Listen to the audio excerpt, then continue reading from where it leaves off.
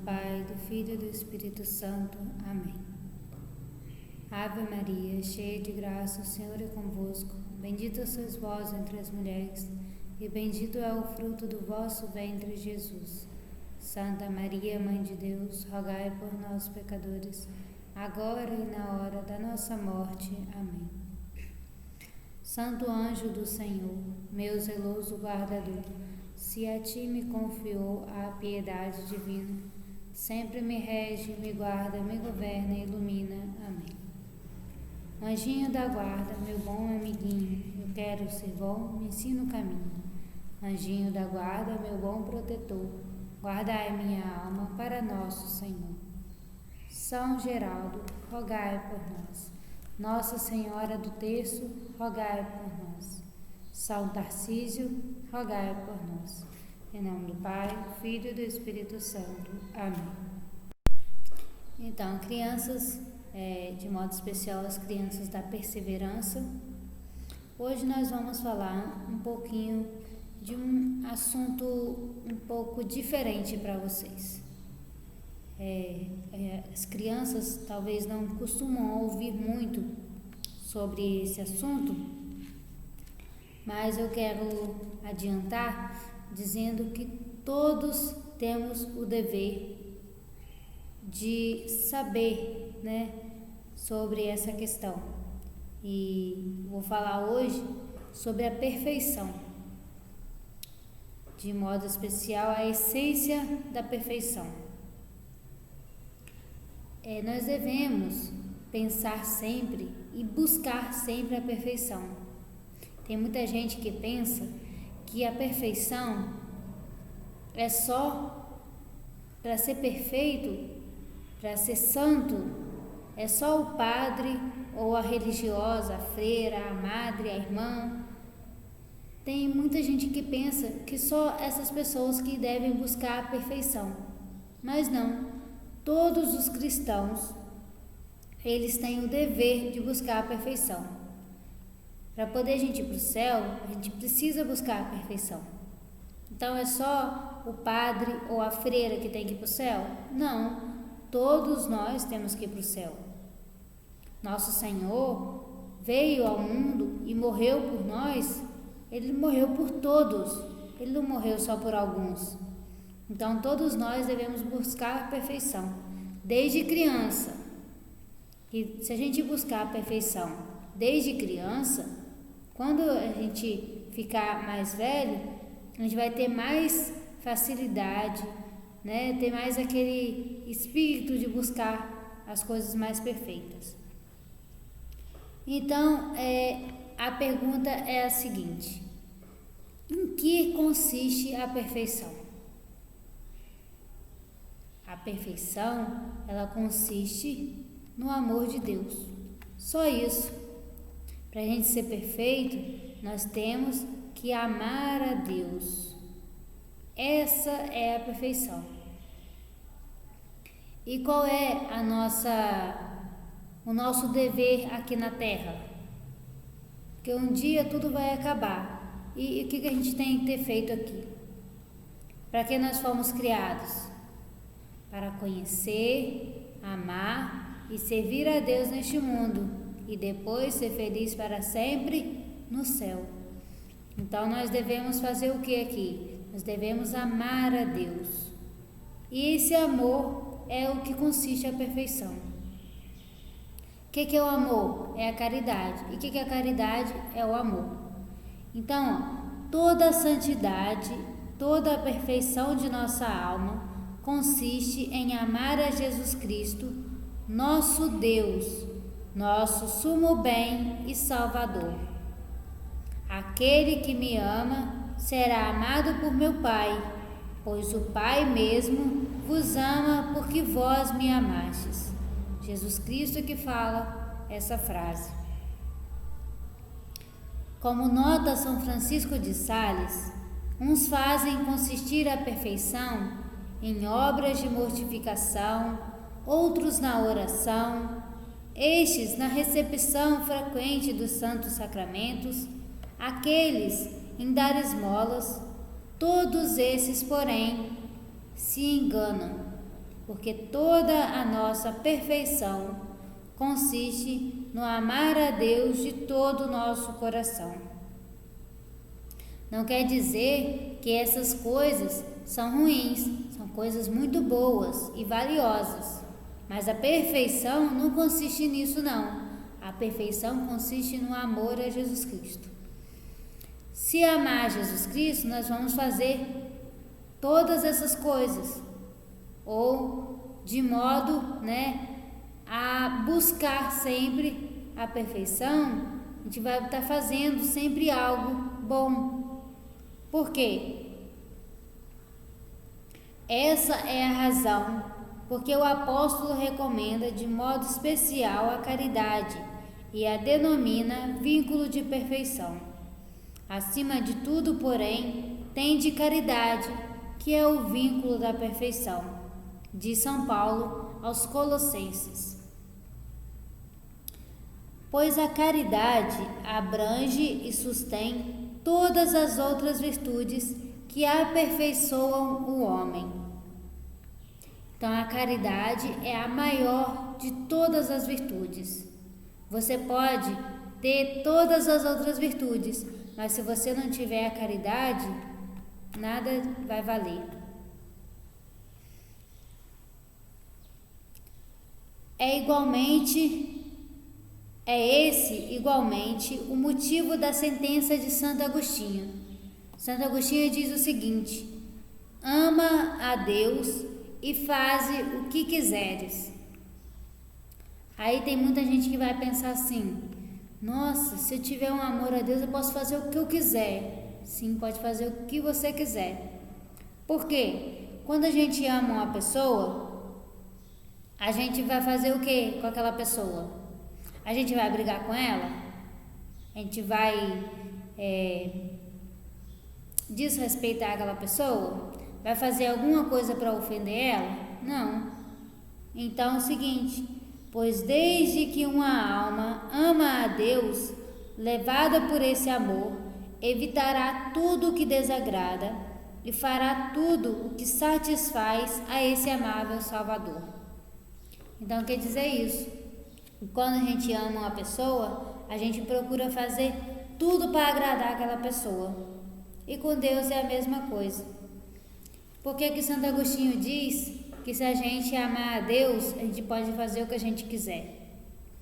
Porque se a gente amar a Deus verdadeiramente, nós não vamos mais querer ofender nosso Senhor.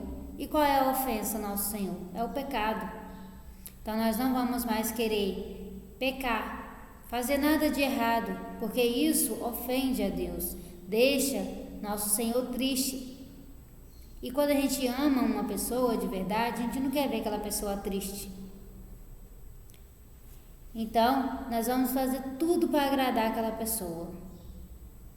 A caridade é um grande e precioso bem, diz São Bernardo.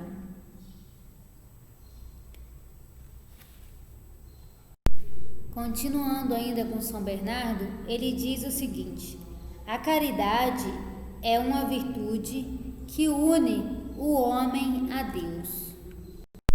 Na Sagrada Escritura, na Bíblia, nós podemos ver, que repetidas vezes que Deus ama aqueles que o amam e que permanecem neles e eles nele. Ele diz o seguinte: se alguém me ama, amá-lo-á meu Pai, e viremos a ele, e nele estabeleceremos a nossa morada. Isso quer dizer que se nós amarmos, a Jesus Cristo, Deus Pai ama a gente.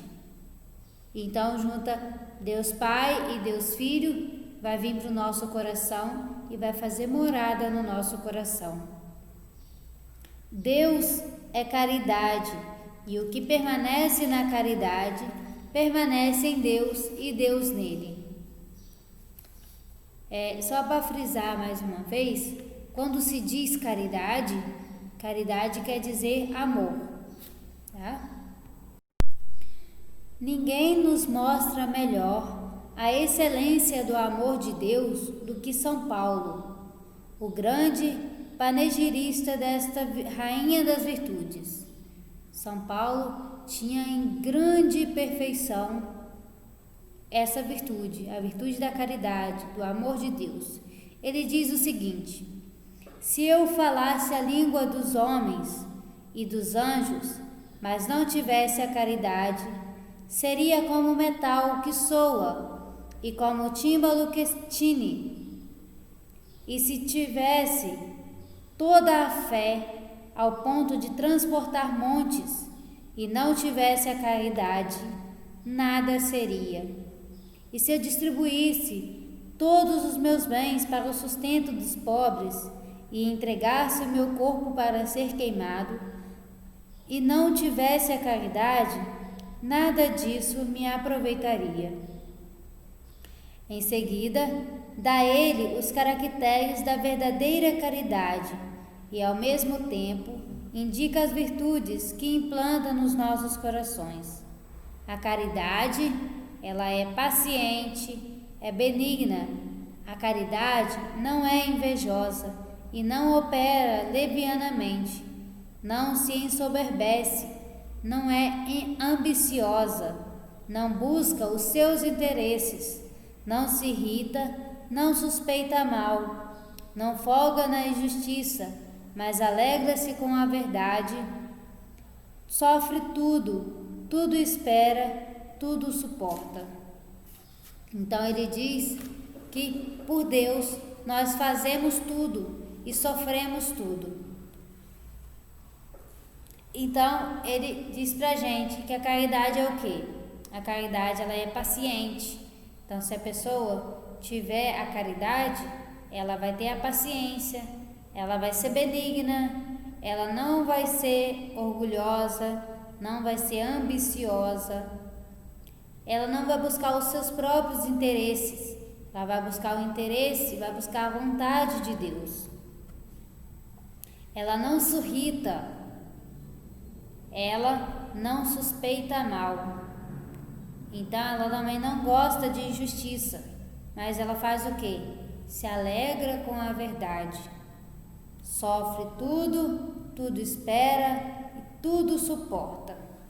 Ele diz isso na primeira carta aos Coríntios.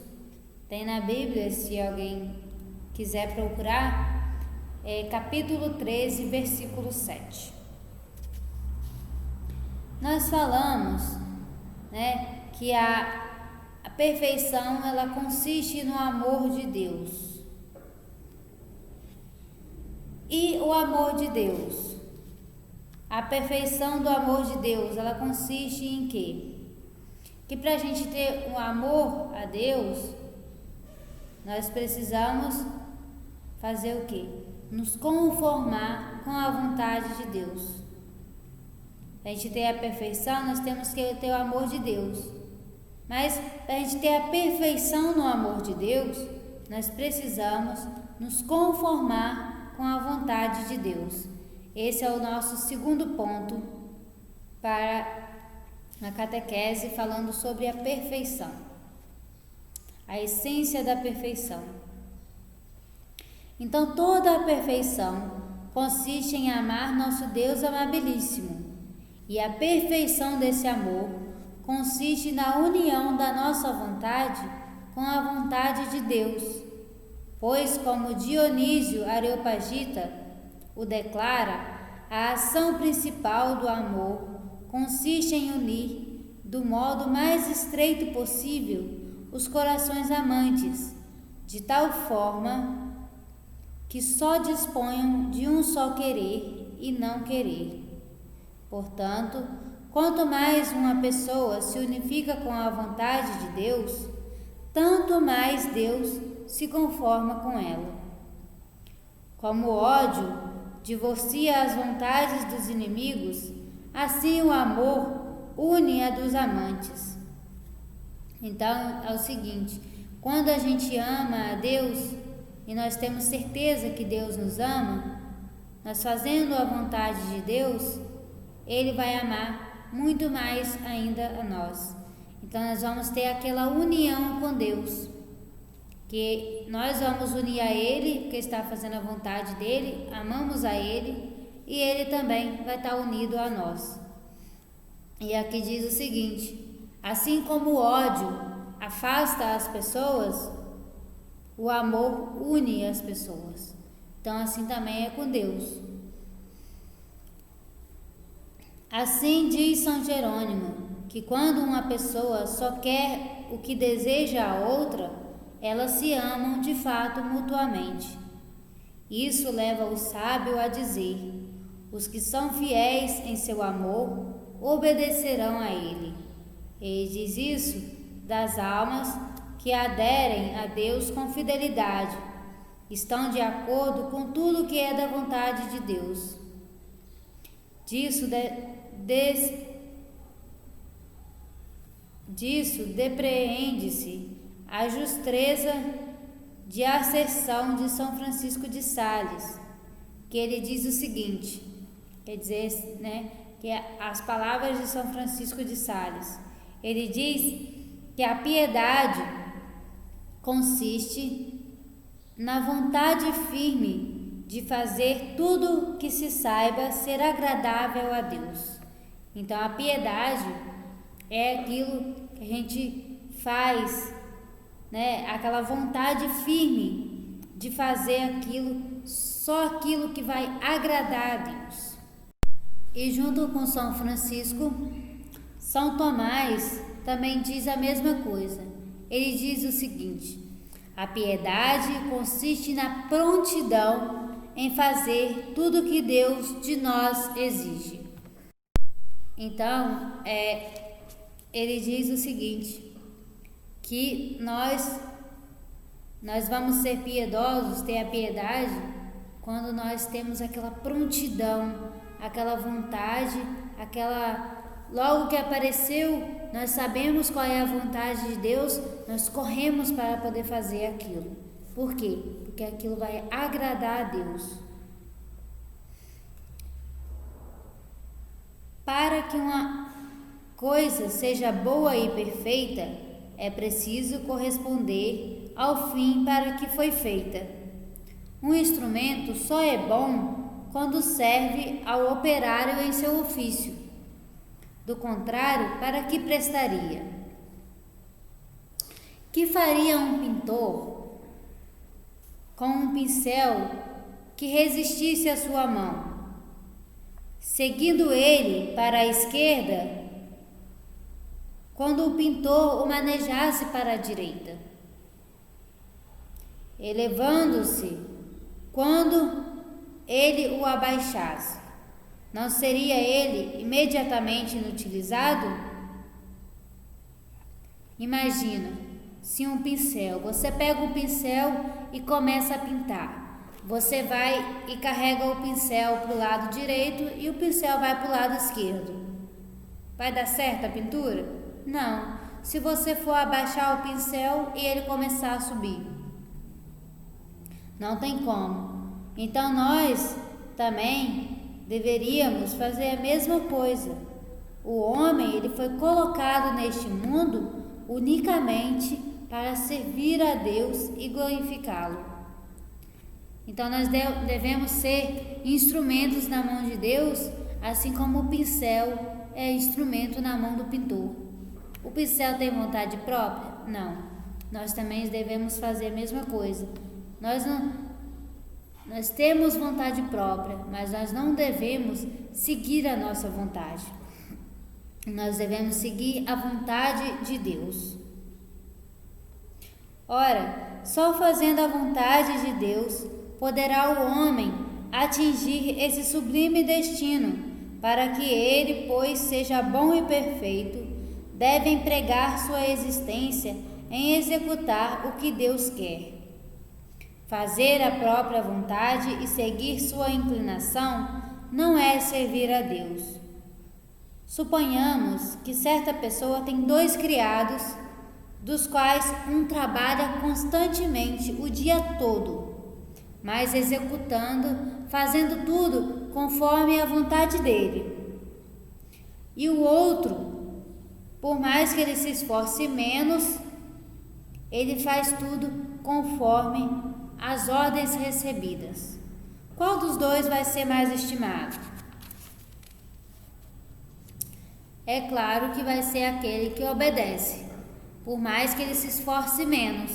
Porque o outro trabalha muito, faz tudo, se esforça muito, mas faz tudo da forma que ele quer.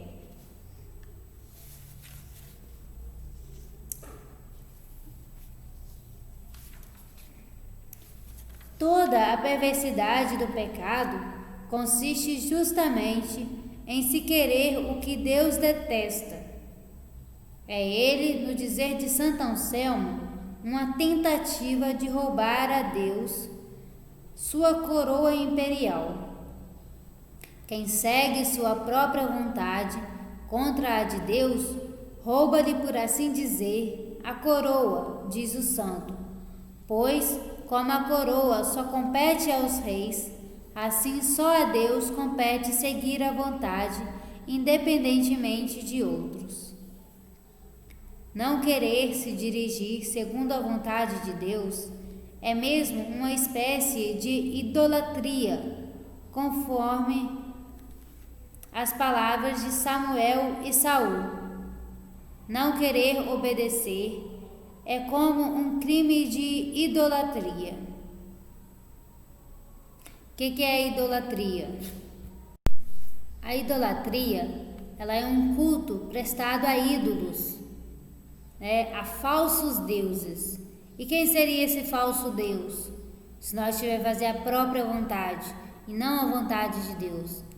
Esse ídolo, esse falso Deus, somos nós mesmos, porque estamos fazendo a nossa vontade e não a vontade de Deus.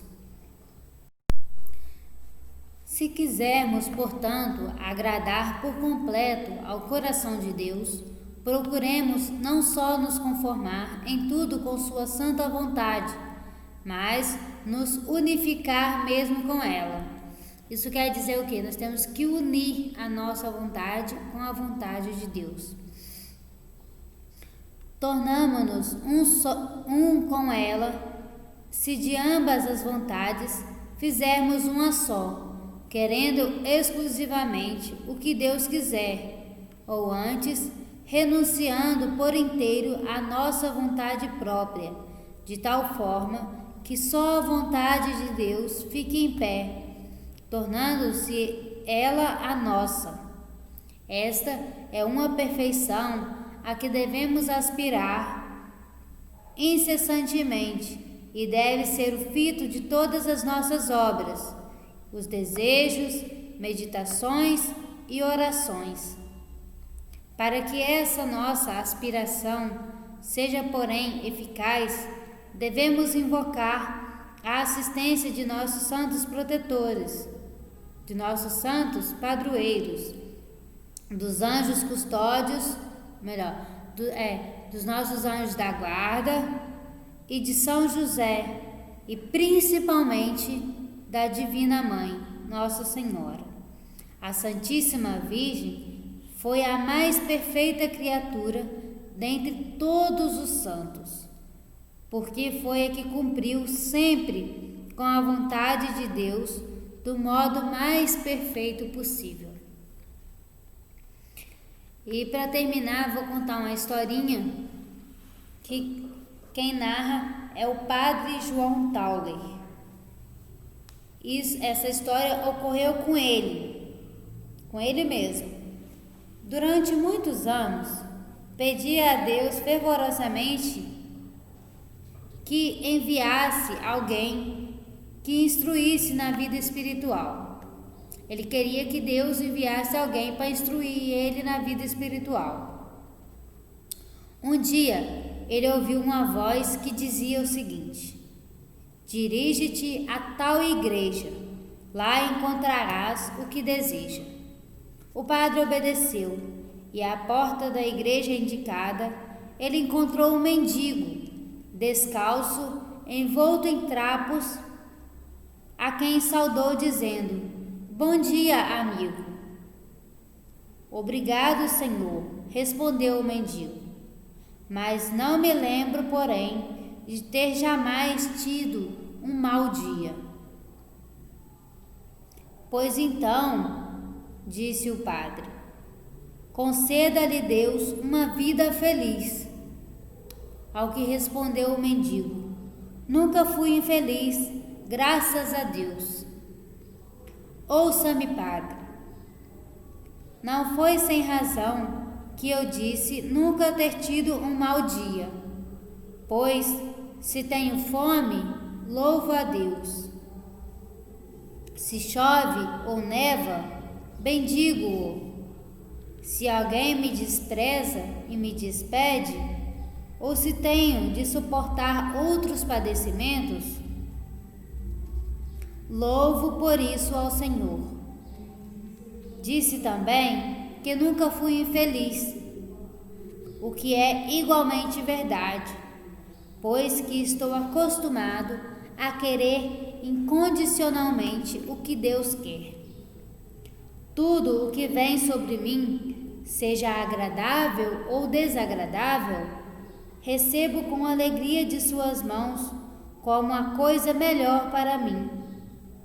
E isso constitui minha felicidade. Então o padre perguntou o seguinte para ele, já que ele disse que ele nunca teve um dia ruim e também ele nunca foi infeliz. E tudo que acontecia com ele, sendo agradável ou desagradável, uma coisa, tudo para ele era aquela coisa, seria a melhor coisa, porque era Deus que estava enviando aquilo. O padre perguntou o seguinte, mas se Deus quisesse te condenar, que dirias então? Ele respondeu, se Deus assim o quisesse, com humildade e amor, prender-me-ia tão estreitamente a ele, que precipitando-me no inferno, arrastá-lo-ia comigo, e junto dele achar-me-ia tão feliz no inferno, como sem ele infeliz no céu.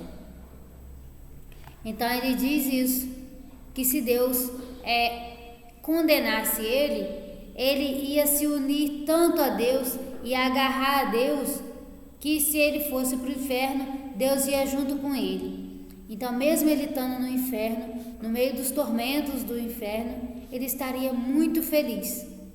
Ele estaria mais feliz se ele estivesse no inferno com Deus do que se ele estivesse no céu sem Deus. Por quê? Porque tudo dele se encontrava em Deus. A vontade dele estava na vontade de Deus e o amor dele era muito grande por Deus. Então o padre perguntou o seguinte, onde encontraste a Deus? Achei-o quando abandonei as criaturas. Ele diz que abandonou as criaturas, isso quer dizer o quê?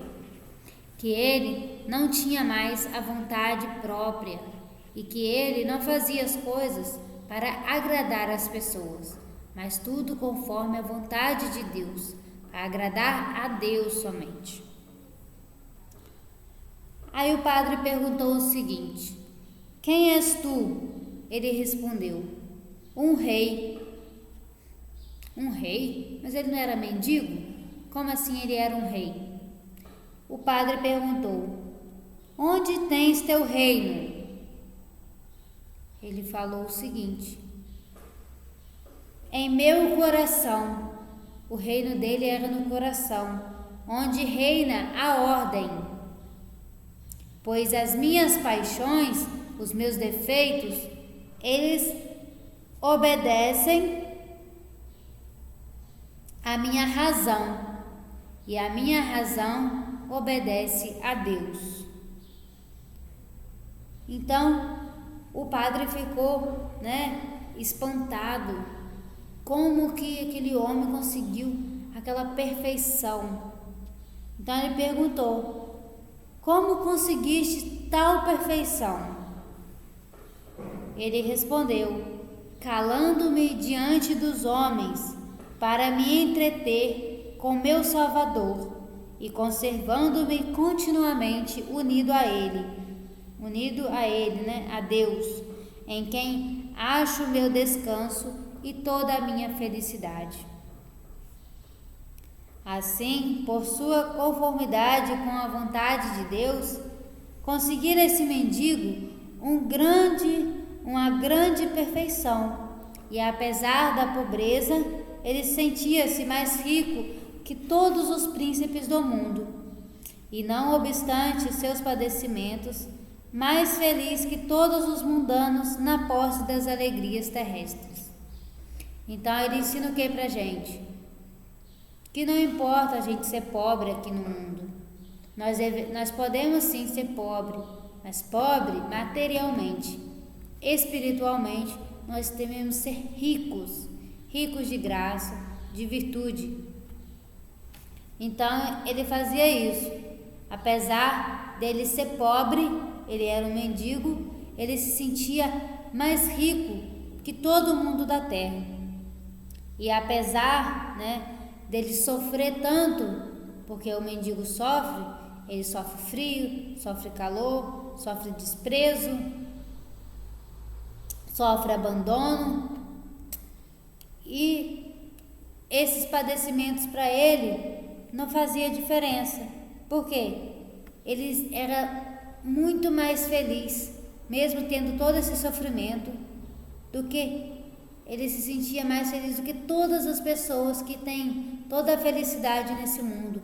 Uma pessoa que sofre pouco, porque todo mundo sofre, independente, só que tem muita gente que fica triste com o sofrimento.